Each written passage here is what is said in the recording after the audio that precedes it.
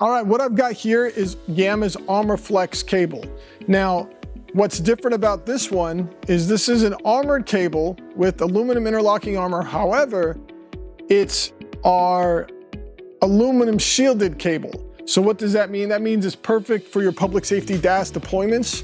Okay, it's a great alternative than running coax cable inside of a conduit. It's a much better deal than doing that because you have basically 2-in-1 and you run one cable without having to run two different systems.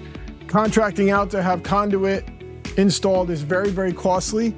This particular cable will not only save you a lot of money, but it's a great and easy install. So it is required in many instances by AHJs to be installed to give mechanical protection on the cable.